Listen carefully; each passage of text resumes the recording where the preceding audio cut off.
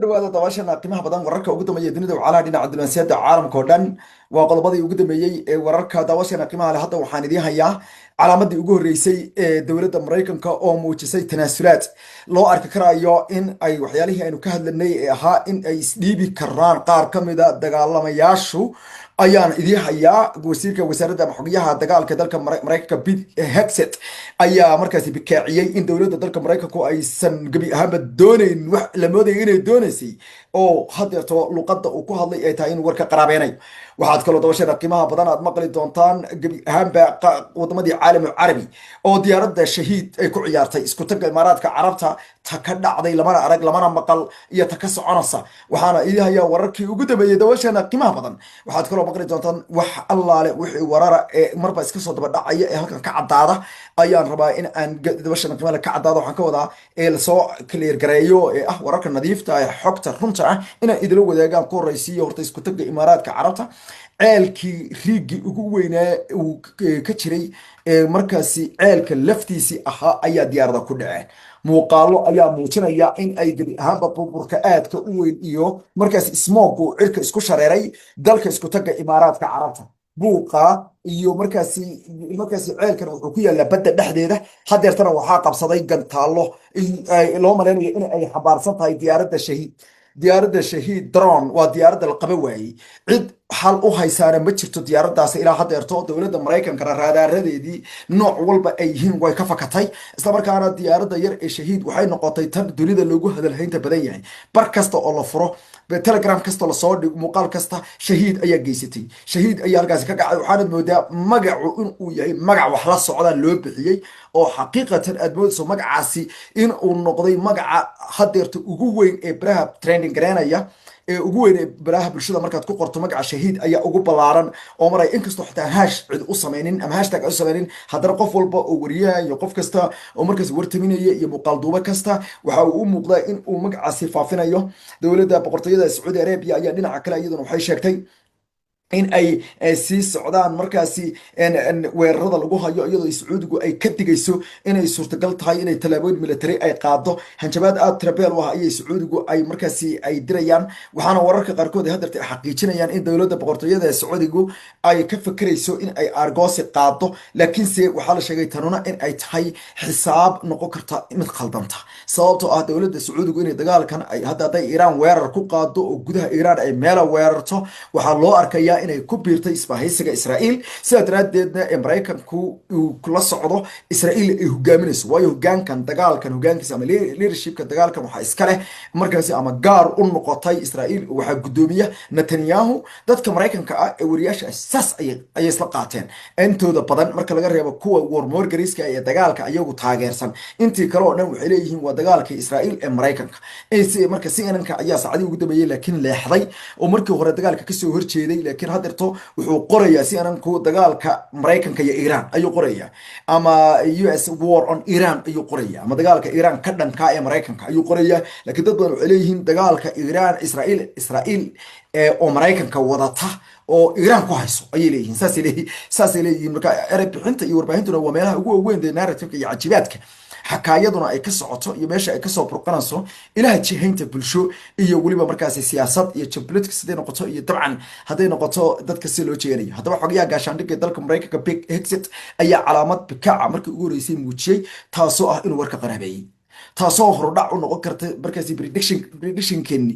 xogayaha gaashaandhigga ee dalka maraykanka Pete Hegseth wuxuu u eegyahay warkiisu inuu muujinayo in ay dowladda maraykanku ay ka noqonayso qaar ka mid a go'aamadii u madaxweyne Donald Trump uu sheegay. Donald Trump wuxuu yidhi intaana Pete Hegseth idii sheegin, wuxuu yidhi taliska waddanka iiraan waa bedelaynaa, ha la bedelo, dadku ha ku kaceen, annaguna waa dilaynaa. saas waxa laakiinse Pete Hegseth shirka jaraa'ida uu qabtay taas kuma jiro warkiisa, waana war ka mid a wararka officialka ah ee dowladdu ay sii daysay.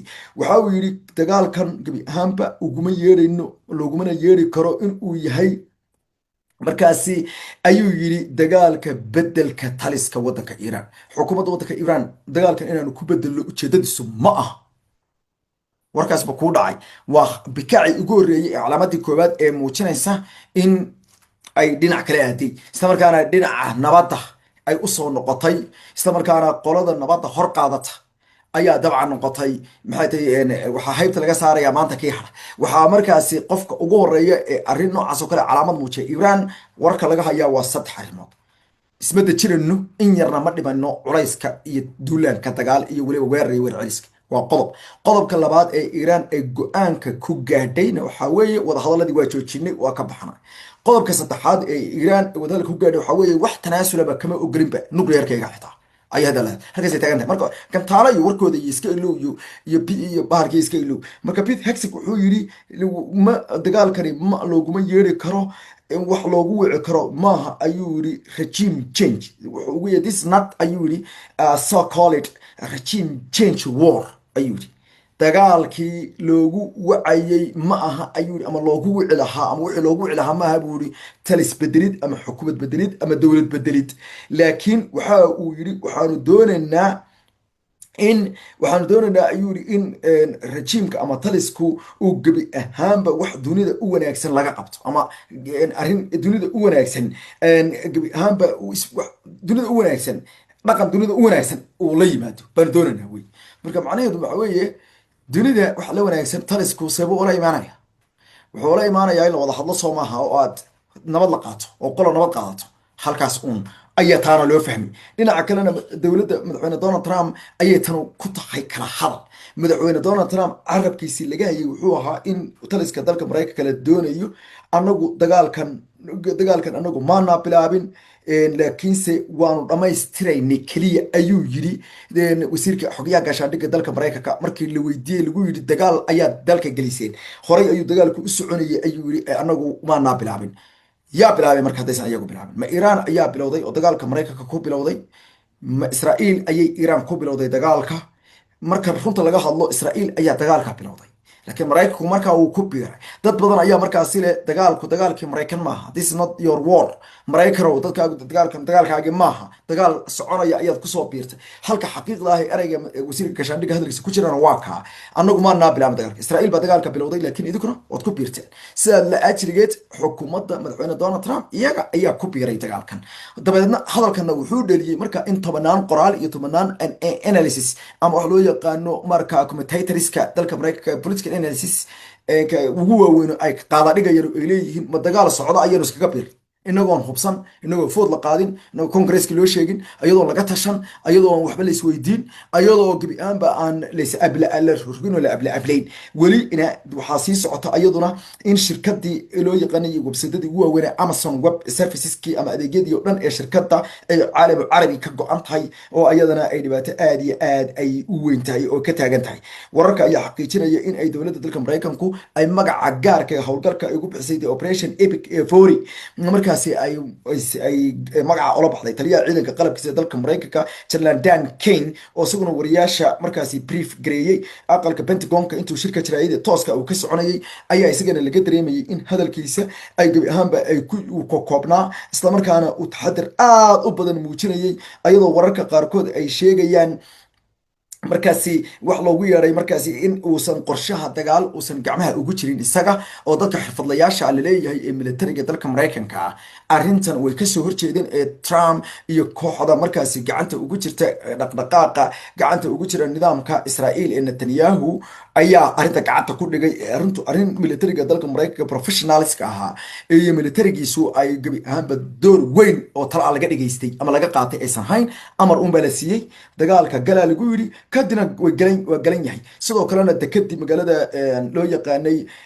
dalkaasi Bahrain ku taalay Amman ayaa la sheegay in weeraradii ugu dambeeyay ay ku socdaan dekadaha ayaa la sheegay iyo garoomada wadamada caalamka carabi in ay gabi ahaanba ay noqdeen kuwii ugu badnaa ti wariyaal hadaba CNN ka tirsan ayaa sheegay inay arkeen mucjisooyinkii ugu badnaa waxayna sheegeen ilaa iyo Ciraaq oo dhinacan Sham iyo meesha ku kala baxaan meesha ay maartay ku kala baxaan Sham iyo Faris meesha ku kala baxaan oo dhinacna Faris dhinaca Yurub ku dhow dhinacan kalena de Sham xuduud leh joogta iyo wariyaasha jooga Dubai waxay yiraahdeen diyaaradda drone-iska shahiid ayaa ciyaaraysa wariyaasha ayaan ishooda saaray waxay yiraahdeen hawada wadanka Ciraaq waa ceeriyaam waxaana ay u hiilinayaan ciidankii maleeshiyaadka ahaa ee is urursaday ee Baghdad ka dagaalamayay oo ay duqeynta ay ku hayeen ciidanka Mareykanka iyo kuwa Israa'iil ayayna hawada ka cishiimaysatay diyaaradan yar ee mucjisada ah markaasi boqorada dagaalka kaliya ma aysan noqonin waxay kaloo noqotay markaasi anfariiriyaha wadamada caalamka gaar ahaan kuwii dagaalka kuwii ugu sii daraa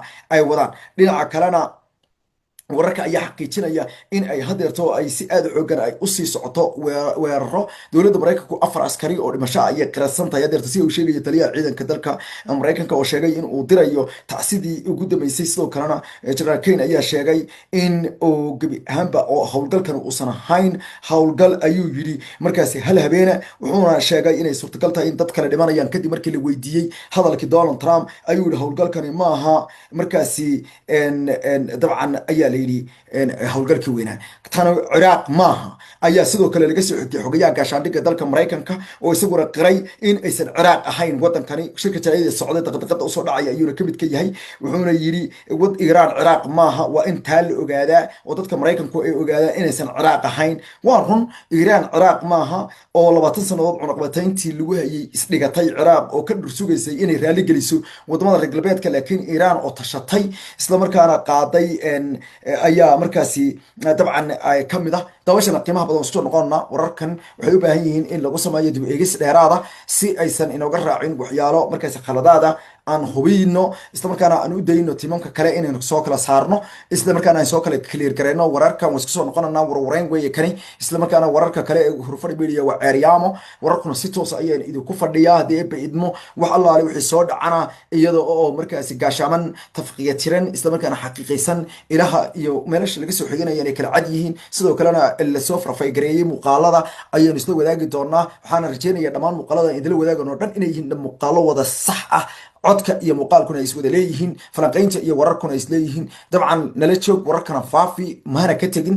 mar walbana isku day shaqadaada adoo jooga inaad la socoto caalamka waxa ka dhacaya. haddii eheladaadu dad badan oo qaraabadoodu ay joogaan wadamada khaliijka ayaan ila soo xidhiiray runtii xaaladda qaarkood ay ku adkaatay iyo siday noqon karto. waxaa kaliya hadeerto dadka khaliijka jooga kula tali karnaa ee aan rabo fariina halkan aan uga gudbinaya waxa weeye dadka soomaalida way socod badan tihiin, aad baad u baxdaan. waxaad isku daydaan inaad afuradiina guryihiina joogtaan, masaajidadiina meelaha idii dhow ayda ka fogaanin. in wax kastaa soo dhici kara, gantaalo soo khaldamay baa soo dhici kara. meelaha nolosha iska ilaaliya, meelaha dadku aad isugu yimaadeen ha ku badanina. haddaad caalamul khaliij joogto, caalamul khaliij waxaan ka hadlayaa soomaali badan baa joogta. dubay baa la joogaa, kuwait baa la joogaa, waxaa la joogaa dad qaraabadeeni iyo ehelkeeni baa kuwait jooga, waxaa la joogaa sacuudi arabia laga buuxaa, waxaa la joogaa baxrayn baa la joogaa, waxaa laga shaqeeya cumaan, waxaa laga shaqeeya qatar, waxaa laga shaqeeya meelo badan. marka dadku waa inay indoor ahaadaan. bliis guryihiina jooga. haddaad caalamul qarbi joogto, caalamul carabi khaliij haddaad joogto guryihiina ku sugnow.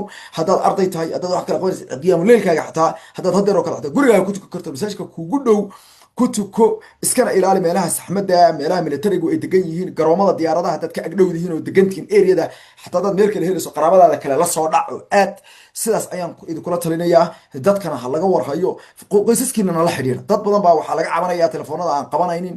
marka qoysaskii dadka idinka maqan way idinka welwelayaan. telefoonada daqadaqad ugu sheega xaaladiina, una ogeysiiya inaad bad qabtaan, lana socodsiiya wixii kale. dadka kale caylada iyo dadka kale idila deganna iyagana ogaada ee ku dhaqana ee maarata saaxiibadii. waxaa laga yaabaa qof ehelkiisii uu telefoonka ka qaban waayo inuu adiga kusoo weydiiyo, baa dhici karta kugu yirahdo hebel ka waran, ama qaraabadaydii maaragtay, ama ehelkayga ama wiilkayga maaragtay.